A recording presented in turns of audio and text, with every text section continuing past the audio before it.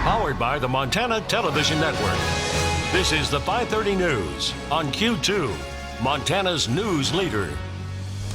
Good evening and thanks for joining us. I'm Russ Riesinger. And I'm Jeanelle Slade. As violent crimes increase across the state, tonight there's a new report that ranks Billings Montana's least safe city. Meth-related violence, including dealer-on-dealer violence, robberies for drug money, and violent users have been driving much of the crime in Billings, according to authorities. Now, the new report by backgroundchecks.org uses FBI stats to examine the 6 most populated cities in Montana and finds the state as a whole ranks somewhere in the middle of the pack across the U.S. Now, this as Montana's law enforcement continues to make fighting crime a top priority. Project Safe Neighborhoods and Yellowstone Substance Abuse Connect Coalition are programs already in the works that we've told you about, aimed to prevent the demand for meth by increasing prevention and treatment. Research from this new data shows Montana's crime rate comes in 31st in the country for property crime and 29th in the country for smaller crime. This as Billings continues to fight drug-related crimes such as stolen property and car thefts, all the way up to officer-involved shootings. Now take a look. The backgroundchecks.org survey ranks Kalispell and Bozeman tied for the state's safest cities. Great Falls in 3rd place and Missoula and Helena 4th and 5th. And Billings, the state's largest city, scored as the most crime-ridden city in Montana. Now that data surveyed 7,430 cities and filtered out the cities with a population of less than 10,000. The violent crime rates were calculated by taking the crime rate by population and also factoring in the number of law enforcement. The higher the number, the more safe the city supposedly is. Well, as the Shepherd Public School community deals with the abrupt removal of its superintendent, it must also contend with Mother Nature, which recently left the district with $2 million in hail and flood damages. Just 2 weeks from today, however, the district will ask voters to say yes to 2 bonds to fix their outdated and damaged buildings, a total of $12 million. In May, those same voters said no to a $17 million plan. That primary election, Tuesday, September 10th. Well, a local sandwich shop is making some big moves this week. Tops Sandwich Company will open a second location just off Shiloh near the Grand Avenue roundabout. And the owner is using this grand opening to give back to the community that made his business boom. Q2's Mitch Legge standing by now in the newsroom with more. Mitch? That's right, Russ and Jeanelle.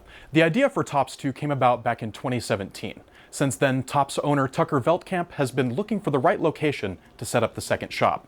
Tops 2 is located at 4007 Avenue B, just north of the Grand Avenue roundabout on Shiloh Road.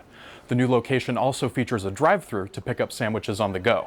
Now tonight, from 4 to 8 p.m., Tops is giving back to the community by giving 20% of its revenue to the Rimrock Foundation, a local addiction treatment center here in Billings. And on Thursday, 20% of the revenue goes to the Billings Rotary Club, a group that volunteers in many ways in the community. For Veldkamp, it was an easy choice to give back. And I also really want to thank the community for your support. We are seriously only here because of your support, and we will continue to give back into the community and keep investing into the community and moving forward. We always try to give back to the community as much as we can because we know we're only here because of the community. They're a huge reason why this brand has taken off and been successful. And Tops 2 will start delivery services this Sunday. And Veldkamp told me they're adding some new sandwiches to the menu, including Tucker's turkey and a chicken salad sandwich. Man, this story's got me feeling hungry. Russ, back to you. All right, thank you, Mitch. Well, U.S. Senator Jon Tester getting some recognition today for trying to help bring more doctors to rural America. The Billings Clinic Board of Directors honored Tester for his efforts to support physician training in rural communities. Tester's Restructuring Rural Residencies Act was incorporated into an administrative rule change that allows Medicare to make reimbursements for time residents spend in training at critical access hospitals. Those are hospitals with fewer than 25 inpatient beds. Billings Clinic calls the legislative change a positive step to encourage physicians in training to learn more about the opportunities our rural communities offer. Well, dozens of people gathered on the Rocky Mountain front today to celebrate a major conservation and recreation project. The Rocky Mountain Elk Foundation marked the official public opening of the Falls Creek property. Owner Dan Barrett sold the 442 acres to the Elk Foundation, which then transferred it to the Forest Service. Leaders say that ensures permanent public access for recreation. Well, it's going to be there for everyone to use. I mean, it's people can go in there hunting. It gives access. You know, I know a lot of people that really want to get up here. It's one of those iconic things that I think the Elk Foundation was kind of created to do. It's conserving land. It's putting land into public ownership, and it's improving access to existing public lands. Now, the purchase came in just over $2.5 million. Lewis and Clark County provided $1.4 million from an open lands bond.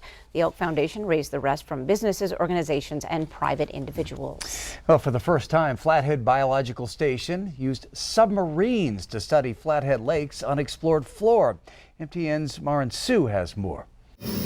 It's a tight squeeze and hundreds of feet below water. On loan from an independent submarine group, Interspace Science, scientist Jim Kraft says these subs allow Flathead Biological Station to finally see the bottom of Flathead Lake. So to get deep into a water body is difficult for a scuba diver. Very technical. And these submarines were able to get down to depths that our scuba divers just aren't able to get to very easily. This allows scientists like Kraft to study sections of the lake that were previously unexplored. It's a two-person submarine with a mechanical arm on it. So he was actually able to collect samples for me. And he ended up putting, very much like a small vacuum cleaner, onto the arm, that he could just sweep up some of the surface sediments for me, and I'll analyze those for bacterial and algal composition. Kraft will have the results to his samples within the next few weeks. The best part, Interspace Science is not a commercial business. All sub-trips for Flathead Biostation were free. In Kalispell, Marin Sue, MTN News. Well, Kraft hopes to maintain a relationship with Interspace Science in case future sampling needs to be conducted. Well, one of the most famous bears here in Montana celebrates half a century today. That bear doesn't roam, but you also will never need to use bear spray on it either. That's because it's the iconic grizzly statue at Montana State University of Montana in Missoula. And today a celebration for the 3-ton piece that quickly became the university's icon. Now, people involved in the statue's creation came from all over for today's festivities, but unfortunately its sculptor Rudy Audio passed away in 2007. His family members there today say Rudy would have loved today's celebration. There's more news from across our state on the MTN 9 o'clock news. Tonight, a Missoula man is charged with making mass shooting threats to kill people at the Ravalli County Fair. That full story tonight at 9 on the CW. But first, on tonight's 5:30 news here on Q2. After yesterday's monumental opioid addiction ruling, doctors are hoping it can help aid their mission to help. And in sports, Q2's Athlete of the Week is top 5 in the world among CrossFit athletes. We're going to show you how she's doing it.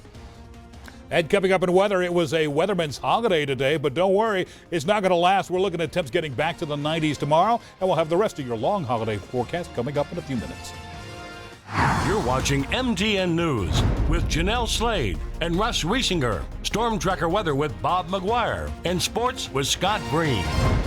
This is the 5:30 news on Q2, Montana's news leader.